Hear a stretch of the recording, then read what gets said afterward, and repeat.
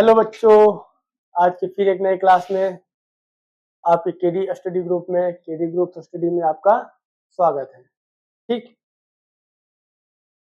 आज हम शुरू करेंगे कक्षा 10 की पहली क्लास फिजिक्स की प्रकाश।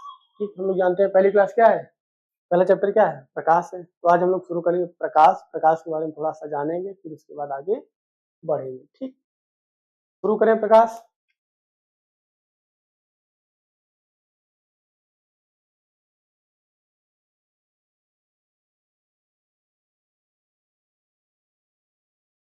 प्रकाश,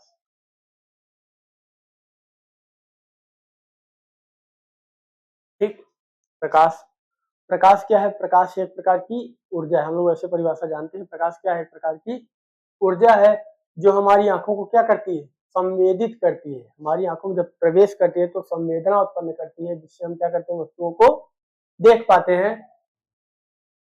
तो प्रकाश क्या है, परिभाषा लिखते चल रहे हैं। ठीक,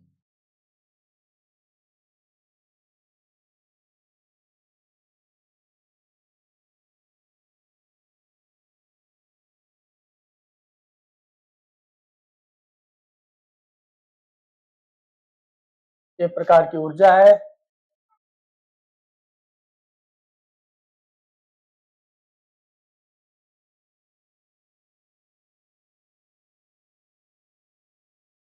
जो हमारी आंखों को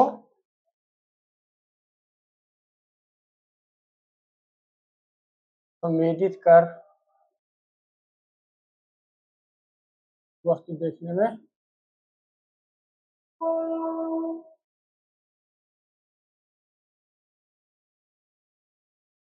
सहायक होती है। ठीक, सहायक होती है। ठीक, अब हम प्रकाश के अगर गुणों की बात करें, ठीक, प्रकाश की क्या करें, गुणों की बात करें तो बढ़ते हैं। प्रकाश के गुण अगर देखें तो इसमें से पहला गुण आता है, पहला गुण अगर देखें तो प्रकाश में कितने रंग होते हैं? प्रकाश में 7 रंग होते हैं। ठीक, प्रकाश में 7 रंग होते हैं और सातों के अगर नाम याद करना हो तो छोटा सा ट्रिक है, वैसे आप लोग जानते ही होंगे लेकिन फिर भी बता दे रहे हैं।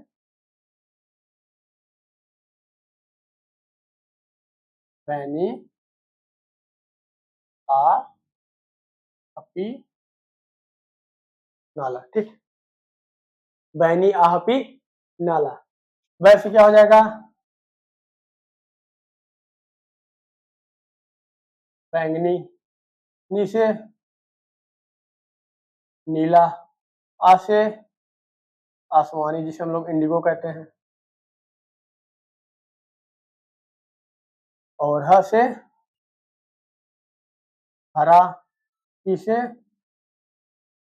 पीला, न से क्या हो जाएगा? नारंगी। क्या हो जाएगा? नारंगी। और ल से आप लोग जानते हैं, ल से हो जाएगा लाल। ठीक, दिख रहा है ना? बैनी, आ, हपी, नाला, ये क्या हो गए? 7 रंग हो गए। देखिए 1 2 3 4 5 6 7, 7 रंग होंगे। दूसरी अगर हम प्रॉपर्टी देखें तो प्रकाश की चाल की बात करते हैं। दूसरी प्रॉपर्टी में प्रकाश की चाल कैसी होती है? प्रकाश सीधी रेखा में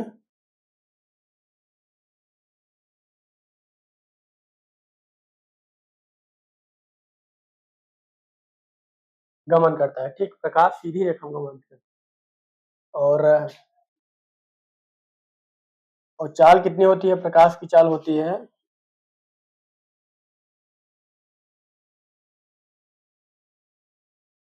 प्रकाश की चाल कितनी होती है? प्रकाश की चाल होती है 3 × 10⁸ मीटर पर सेकेंड। मीटर पर सेकेंड क्या है? मात्रक किसका? चाल का। हम लोग पढ़े थे ना कल वाली क्लास में कि चाल का मात्रक क्या होता है? मीटर पर सेकेंड स्क्वायर। या 3 लाख किलोमीटर पर सेकेंड। ठीक, ये जो मीटर है इसको हम लोग किलोमीटर में चेंज करेंगे तो 3 जीरो कट जाएगा तो आ जाएगा 3 लाख ना। 5 जीरो बचा, देखिए 8 जीरो है ना, 8 जीरो में 3 जीरो कट जाएगा तो कितना बचेगा 5 जीरो, और 5 जीरो को हम लोग 1 लाख कहते हैं तो क्या हो जाएगा 3 लाख किलोमीटर पर सेकेंड। अलग अलग पदार्थों में अलग अलग होती है, ये है निर्वात में प्रकाश चाल। ठीक, हमने लिखा नहीं, खैर लिख लेना चाहिए। तो ये है निर्वात में प्रकाश चाल। ठीक, निर्वात में प्रकाश चाल। निर्वात का मतलब होता है जहां वायु भी ना हो। ठीक, ने का मतलब क्या होता है, ने का मतलब होता है नहीं ना, और वात का मतलब वायु, जहां वायु भी ना हो उसे हम लोग निर्वात कहते हैं। तो निर्वात में प्रकाश चाल होती है 3 × 10⁸ मीटर पर सेकेंड या 3 लाख किलोमीटर पर सेकेंड।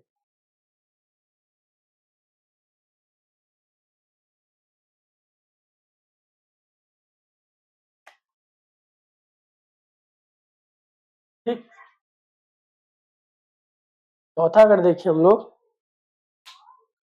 प्रकाश में क्या होता है, प्रकाश की जो गमन होती है वो होती है प्रकाश, किस रूप में चलती है, प्रकाश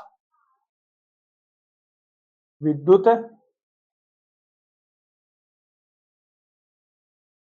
चुंबकीय तरंगों के रूप में, तरंगों के रूप में चलती है ना। अब देखिए जो विद्युत चुंबकीय तरंगें होती हैं इनके गमन के लिए, इनके गमन के लिए, गमन का मतलब होता है चलना। ठीक, मैंने लिखा है ना, प्रकाश सीधी रेखा में गमन करती है, मतलब प्रकाश सीधी रेखा में गमन करना का मतलब चलता है। ठीक,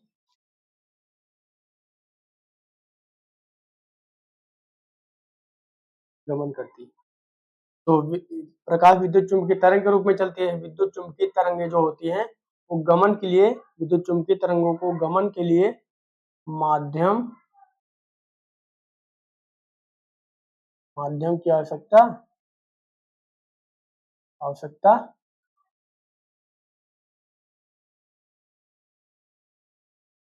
माध्यम की आवश्यकता नहीं होती। माध्यम का मतलब होता है जिसकी सहायता से चले।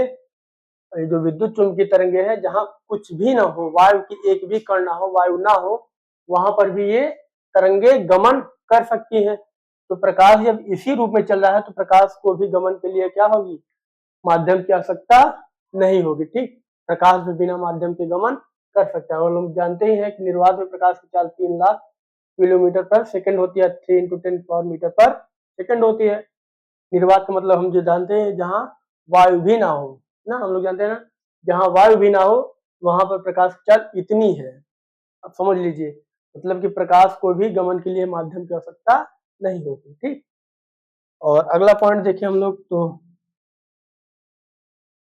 ये जो प्रकाश है, प्रकाश, प्रकाश में परावर्तन का होता है ना।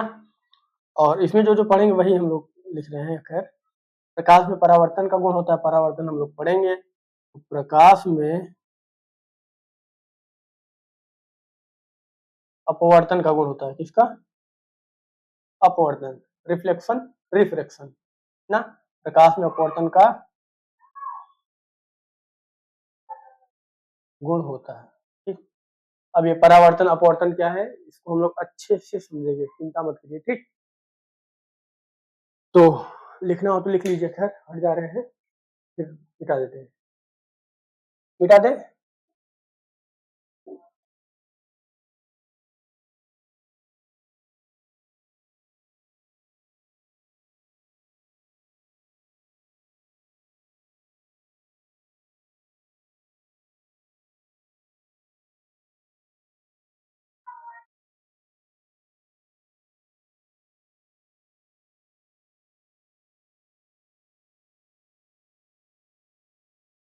ठीक, हमने प्रकाश देखा, प्रकाश क्या मदद करता है, हमें देखने में मदद करता है। ठीक, प्रकाश बिना हम लोग नहीं देख सकते। अगर हम प्रकाश का गुण जो था एक क्या था, परावर्तन, दूसरा था अपवर्तन। ठीक,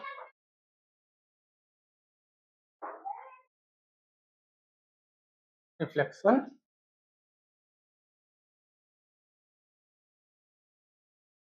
रिफ्लेक्शन। ठीक, तो हम लोग पहले देखेंगे परावर्तन। ठीक, परावर्तन में हम लोग टोटल अध्ययन करेंगे किसका, दर्पण का। ठीक, दर्पण क्या है उसका भी हम लोग अच्छे से अध्ययन करेंगे। मिटा दे, मिटा देना। ठीक, फिर एक एक चीज आपको मिटा दे रहे हैं।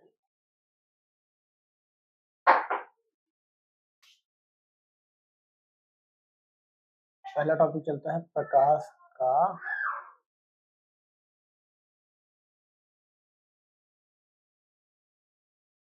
परावर्तन। ठीक, प्रकाश का परावर्तन मतलब रिफ्लेक्शन ऑफ लाइट।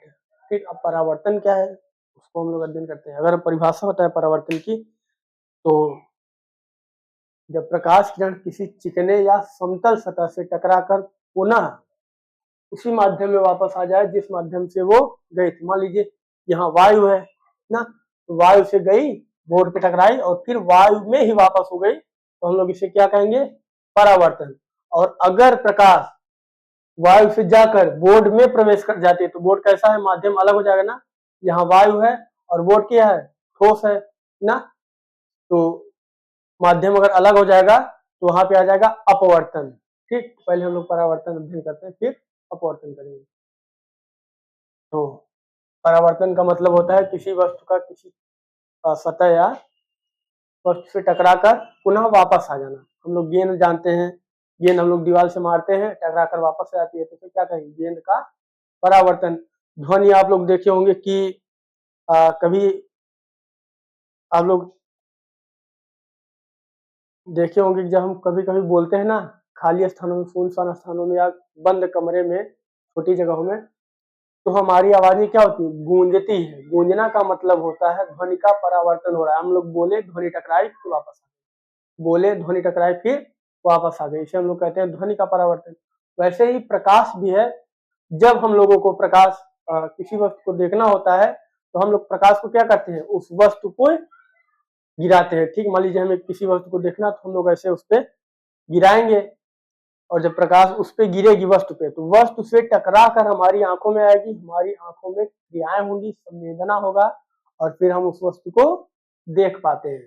भाई टकरा कर आए प्रकाश, हमारी जो मस्तिष्क है, हमारे मस्तिष्क में क्या बनता है, उसका इमेज बनता है, प्रतिबिंब बनता है। ठीक, अब ऐसा नहीं है कि कोई वस्तु है अंधेले में और हम लोग प्रकाश क्या करें, अपनी आंखों पे मारे, तो जब हम आंखों पे मारेंगे तो वस्तु नहीं दिखेगी, हम लोग वस्तु पे मारेंगे तब वो वस्तु दिखेगी, वस्तु पे जाएगी प्रकाश, वस्तु से टकरा कर हमारी आंखों में आएगी। ठीक, ऐसा नहीं कि हम लोग अपनी आंखों में मारते हैं। तो लिख देते हैं, आप लोग लिख लीजिए प्रकाश का परावर्तन।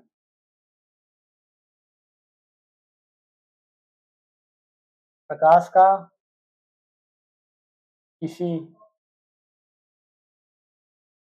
चिकने या समतल सतह से टकराकर टकराकर पुनः पुनः क्या हो, उसी माध्यम में, पुनः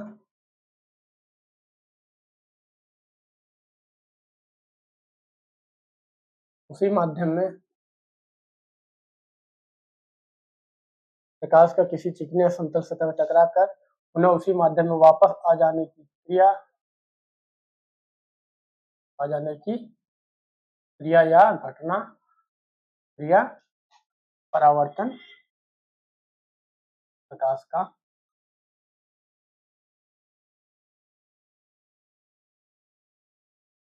परावर्तन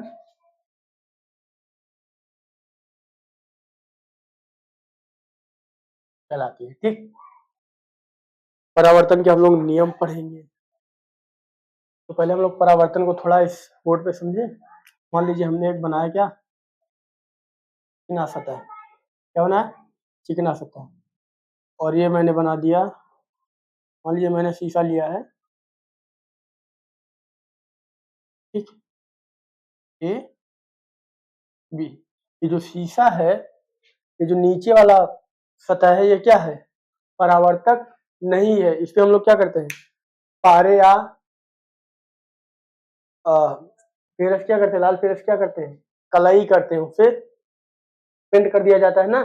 जब पेंट कर देंगे तो प्रकाश इस पार से उस पार नहीं जाएगी। ये हमारा हो क्या, अपरावर्तक सतह। और ये क्या है, ऊपर वाला जो है ये है परावर्तक सतह। क्या है, परावर्तक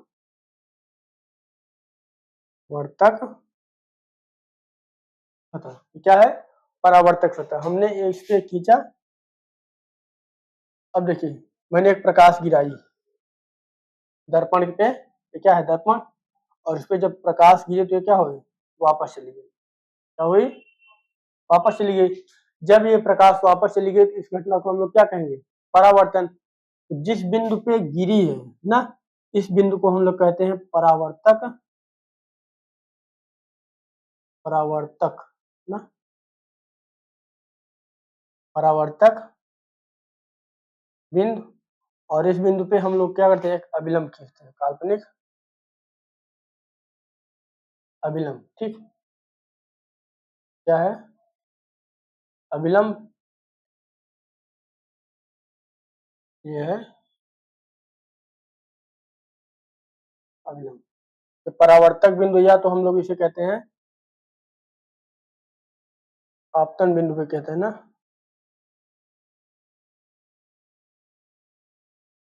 आपतन बिंदु ना, या परावर्तक बिंदु या आपतन बिंदु।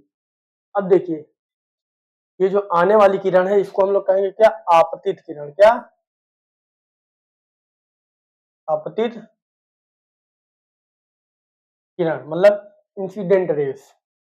और ये जो वापस जा रही हैं ये होंगी परावर्तित किरण ना।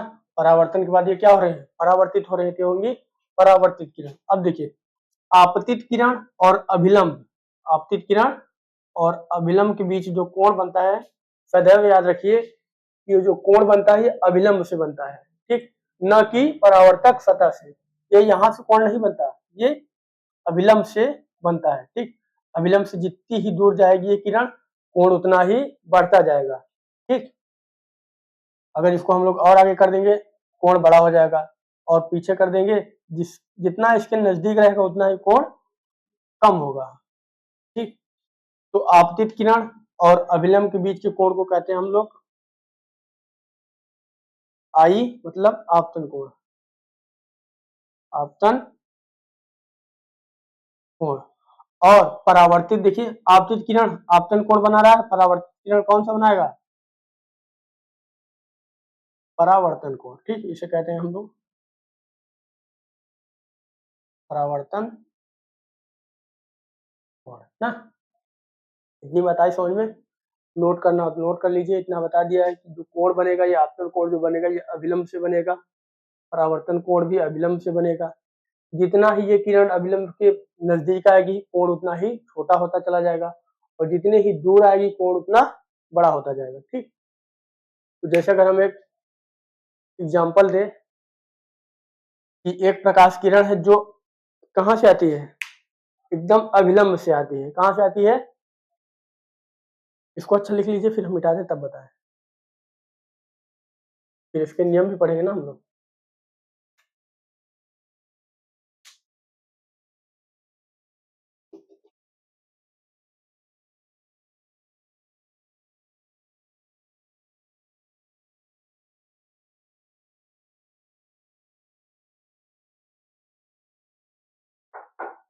ठीक, मान लीजिए जैसे मैंने एक क्वेश्चन किया, ठीक, एक प्रकाश किरण है, मैंने पहले परावर्तक पता बना दिया, ठीक, और मैंने इस पे खींचा है काल्पनिक अभिलंब, काल्पनिक अब देखिए एक प्रकाश किरण जो कहाँ से आती है, सीधा अभिलंब से आती है, और सिंपल सी बात है अगर अभिलंब से आ रही है तो अभिलंब से ही वापस चली जाएगी। प्रकाश किरण जितने कोण पे आएगी उतने ही कोण पे वापस जाएगी। अगर ये ऐसे आती ऐसे गुजरती, ठीक। तो प्रकाश किरण मान लीजिए कैसे आई, अभिलंब से आई और फिर अभिलंब से वापस चली गई। तो यहाँ पे बताइए आपतन कोण का मान कितना होगा, आपतन कोण का मान कितना होगा,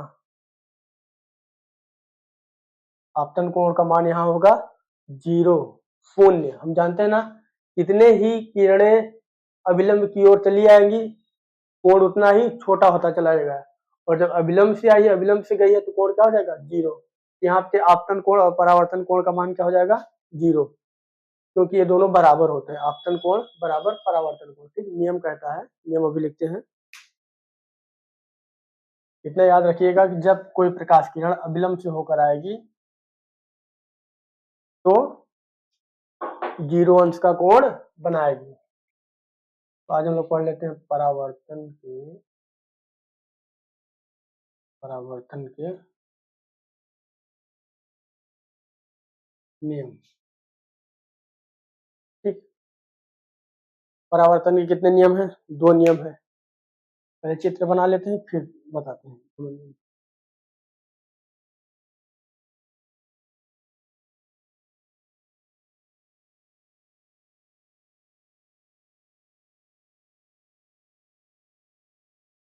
ये हो गया आपतन कोण, ठीक। आने वाली किरण जो कोण बनाएगी उसे आपतन कोण कहेंगे। ये हो गया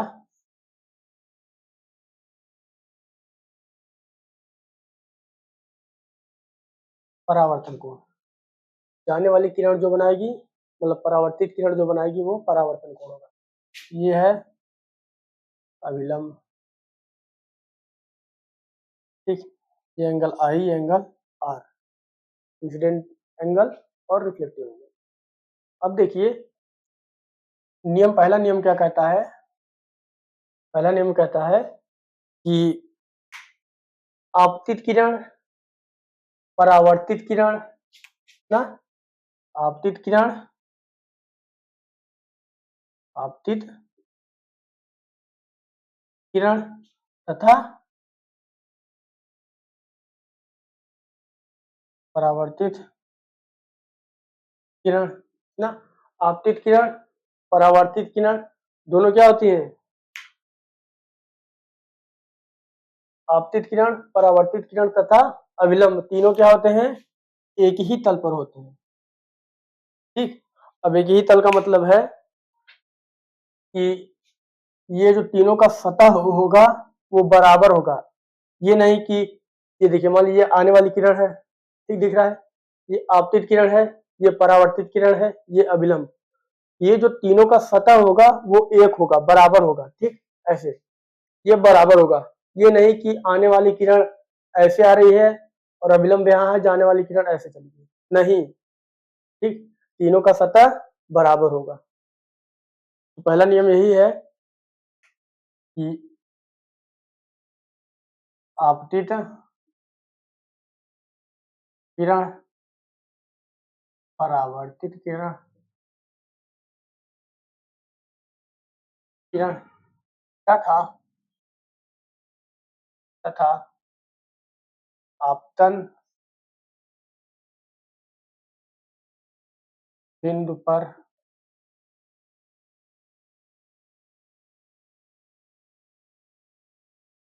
खींचा गया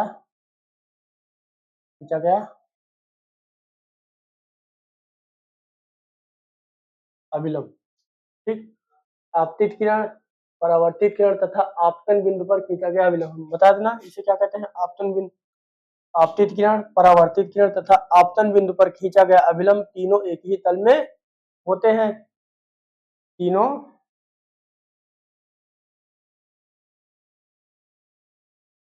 एक ही तल में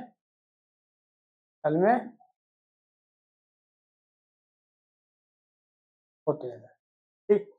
दूसरा नियम क्या कहता है, दूसरा नियम लिख लीजिएगा आप लोग, दूसरा नियम यह कहता है कि आपतन कोण परावर्तन कोण के बराबर होता है। आपतन कोण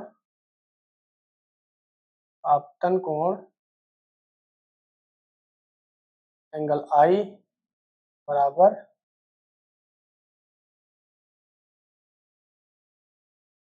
परावर्तन कोण।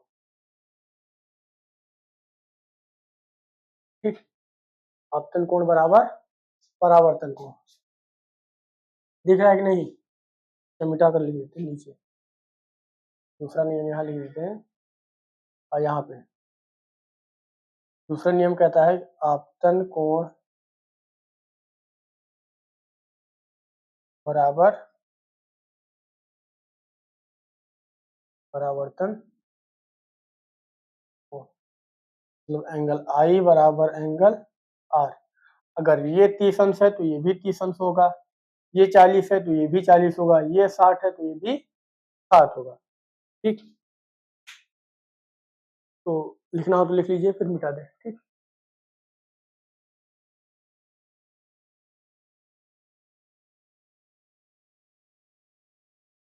और लोग पढ़ेंगे थोड़ा सा।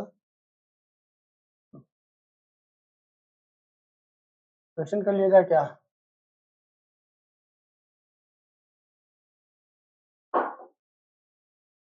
देखिए, हमने परावर्तन देखा, इतना याद रखिए कि आपतन कोण बराबर परावर्तन कोण होता है। अगर क्वेश्चन में दे दिया, अगर चित्र में दे दिया ये एंगल आई है, एंगल आर, यहाँ पे मैंने माना एंगल ए है, यहाँ पे मैंने माना एंगल बी है। अगर इन दोनों में से कोई एंगल दे दिया, मान लीजिए हमने दे दिया ये है 40 अंश ना, ये है कितना 40 अंश, तो हमें आपतन कोण और परावर्तन कोण का मान बताइए। सिंपल सी बात, देखिए निकल जाएगा। हम जानते हैं कि ये क्या है, अभिलंब, ये पूरा क्या बनाएगा 90 अंश का कोण। क्या बनाएगा 90 अंश का कोण, और हमें आधा दे दिया है इतना ना, 90 अंश में इतना दे दिया है, इतना पूछा है, तो 90 अंश में हम इतना क्या करेंगे, घटा देंगे। तो एंगल आई बराबर क्या हो जाएगा 90 माइनस एंगल ए, और 90 माइनस एंगल ए का मान दिया है 40। ठीक, कितना दिया 40 डिग्री, देन कितना जाएगा 9 माइनस 4 बराबर 5, तो आ जाएगा 50 डिग्री। ठीक, angle I is equal to angle R, ये नियम मत भूलिएगा। अब देखिए, हमें जब एंगल आई का मान मिल गया 50 अंश 50 डिग्री, देन हम लोग जान गए कि एंगल आर का मान होगा 50 अंश, क्योंकि हमें नियम पता है एंगल आई बराबर एंगल आर। अगर एंगल आई 50 है तो एंगल आर 50 होगा। ठीक,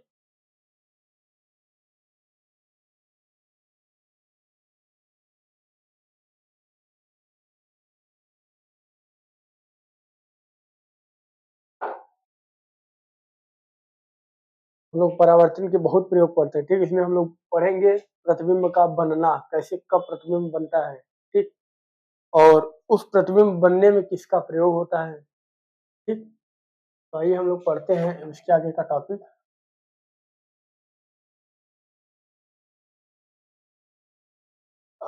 इसमें हम लोग टोटल परावर्तन में हम लोग एक ही चीज पढ़ेंगे, वो है दर्पण। ठीक, दर्पण शुरू किया जाए। ऊपर का मिटा दें।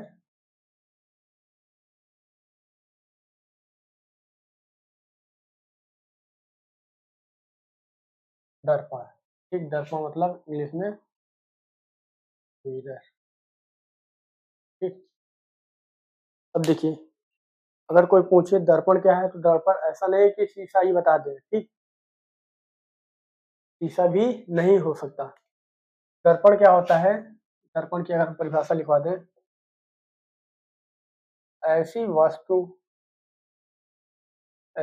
जो क्या करे,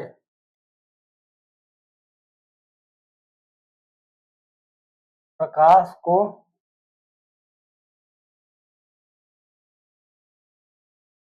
लगभग क्या करे 100% तक परावर्तित कर दे, मतलब वापस कर दे। लगभग ये क्या करते, जो मिरर होता है, दर्पण होता है, ये प्रकाश को पूरा वापस कर देता है। ठीक, अगर पूरा वापस नहीं करेगा तो जो इमेज बनेगा, प्रतिबिंब बनेगा, वो भी कैसा होगा, धुंधला। ठीक, स्पष्ट नहीं बनेगा। हमारी आंखों में हम लोग क्यों वस्तु को नहीं देख पाते हैं। ठीक, जैसे आगे हम लोग पढ़ेंगे दृष्टि दोष। दृष्टि दोष में हम लोग वस्तुओं को इसीलिए नहीं देख पाते क्योंकि प्रकाश सही मात्रा में नहीं जा पाती है आंखों में। ऐसी वस्तु जो प्रकाश को लगभग 100% तक क्या कर दे, वापस या परावर्तित कर दे, दर्पण कहलाता है। दर्पण कहलाता है ना। अब देखिए, ऐसी वस्तु जो प्रकाश को लगभग 100% तक वापस कर दे, दर्पण कहलाता है। ये जो दर्पण है, दर्पण के ये दर्पण है, दर्पण कितने प्रकार होते हैं, मुख्यतः 2 प्रकार होते हैं। ठीक, कितने प्रकार होते हैं, 2 प्रकार होते हैं। पहला हो जाता है समतल दर्पण। क्या,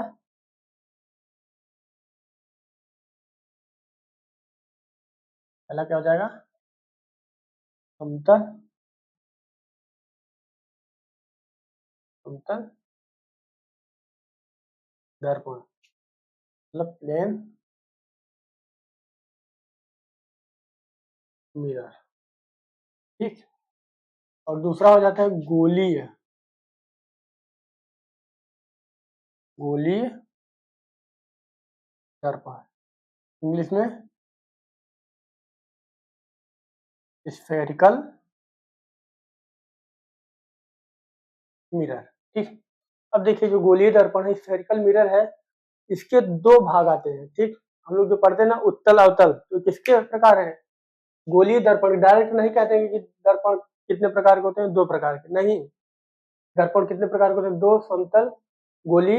ऐसा नहीं कहेंगे कि दर्पण 2 प्रकार के होते हैं और नाम बताना हो तो क्या कहेंगे, उत्तल दर्पण, नहीं। पहला समतल, दूसरा गोली। अब इस गोलीय दर्पण के प्रकार आते हैं 2, होता है उत्तल दर्पण और ये होता है अवतल दर्पण। ठीक, उत्तल दर्पण उत्तल हो गया, कन्वेक्स मिरर और ये हो गया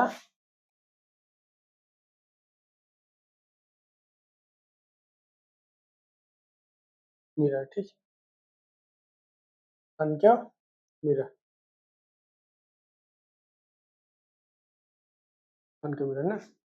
अब देखिए समतल दर्पण फिलहाल हमें कक्षा 10 में नहीं पढ़ना है। ठीक, समतल दर्पण की एक विशेषता याद रखिएगा कि पूछता है कि ऐसा कौन सा दर्पण है जिसकी वक्रता, त्रिज्या या फोकस दूरी अनंत होती है, तो यही दर्पण है। ठीक, ऑप्शन में दे देगा ऑब्जेक्टिव में, निम्न में से इसकी वक्रता, त्रिज्या अनंत होती है। या तो ऐसे पूछ सकता है कि दर्पण समतल दर्पण की वक्रता, त्रिज्या या फोकस दूरी कितनी होती है, तो अनंत।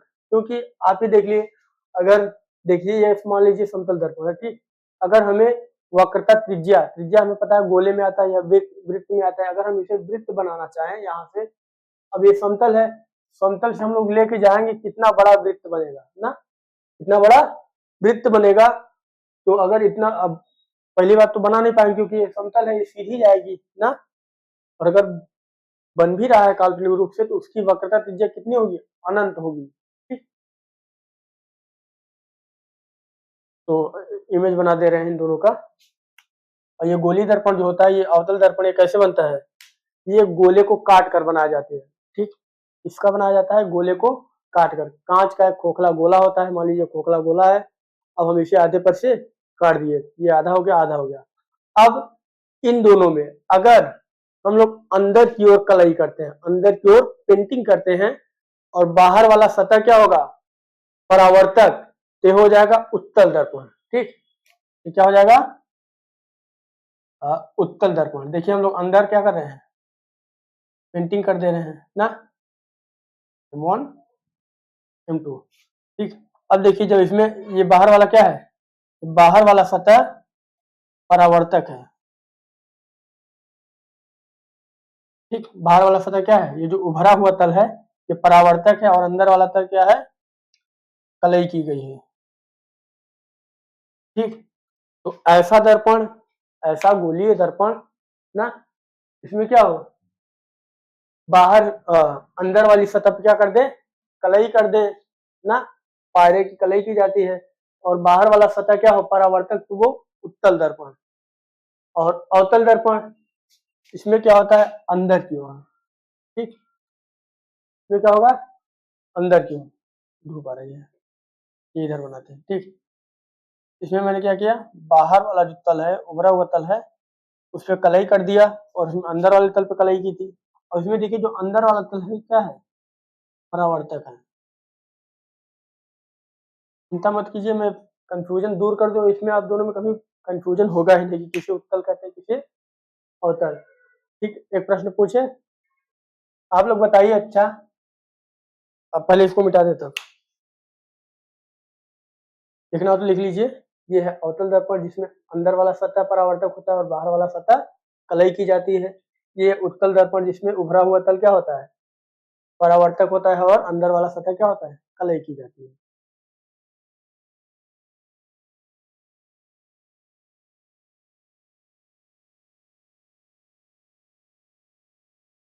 ये समतल दर्पण, ऐसा दर्पण जिसकी वक्रता त्रिज्या अनंत हो, उसे हम लोग समतल दर्पण कहते हैं, जिसका परावर्तक सतह कैसा हो, समतल हो। ठीक, दोनों की परिभाषा चाहे तो हम लिख दें, लिख लीजिए। ऐसा दर्पण, दर्पण जिसका परावर्तक,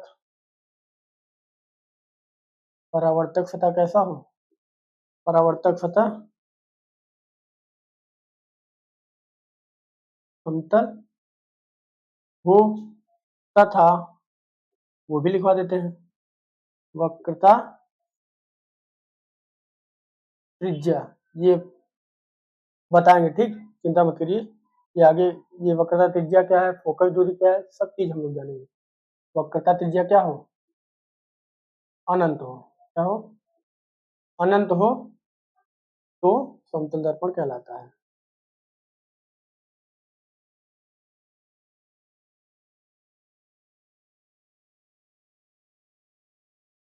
कहलाता है। ठीक, ये गोली दर्पण, स्फेरिकल मिरर, स्फेरिकल मिरर में क्या होता है, सिंपल सी बात, ऐसी ही परिभाषा इसकी भी बन जाएगी। ऐसा दर्पण,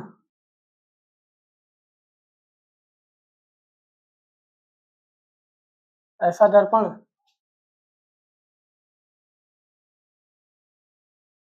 जिसका परावर्तक सतह कैसा हो, इसका परावर्तक सतह, परावर्तक सतह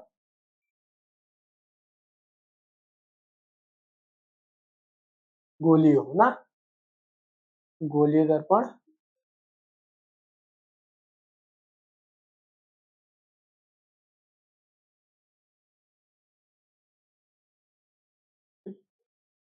गोलीय दर्पण कहलाता है। और ये जो दर्पण होता है कैसा बना होता है, खोखले गोले को काट कर बनाया जाता है। ठीक, इमेजिन करिए एक खोखला गोला, कांच का खोखला गोला, जैसे कि गेंद या फुटबॉल हो गई, और हम उसको आधे से काट कर एक तरफ पारे की तरह कर देते हैं और एक तरफ क्या करते हैं, छोड़ देते हैं, तो सतह क्या हो जाती है, परावर्तन। ठीक, मिटा दे रहे हैं, फिर प्रश्न करते हैं आपसे।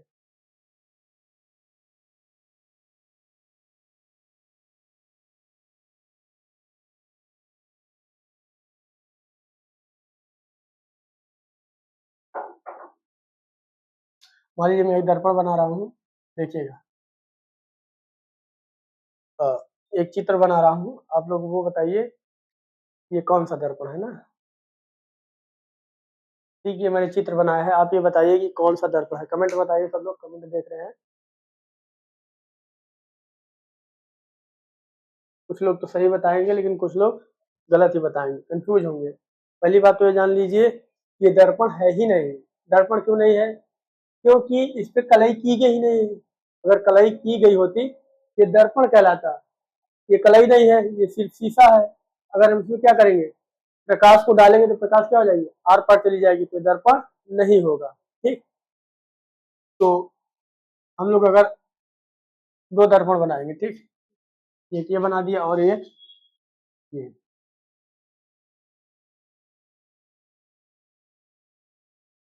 इसमें क्या है, अंदर वाला तल क्या है, परावर्तक है, लिख लेते हैं, मैं तो जानता ही हूँ, खैर अवतल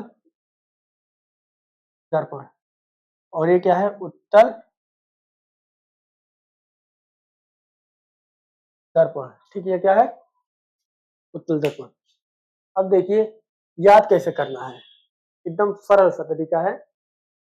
पहली बात, ये जो अवतल दर्पण है इसमें जो परावर्तक सतह है वो कैसा है, अंदर की ओर है, और इसमें जो परावर्तक सतह कैसा है, उभरा हुआ है ना। तो अगर ये अंदर सतह है, परावर्तक सतह क्या है,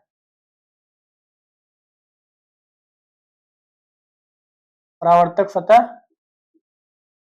क्या है, अंदर की ओर है, मतलब दबे हुए तल पे है। अ से अंदर और अ से क्या हो जाएगा, अवतल। ठीक, और ये क्या, उभरा हुआ तल है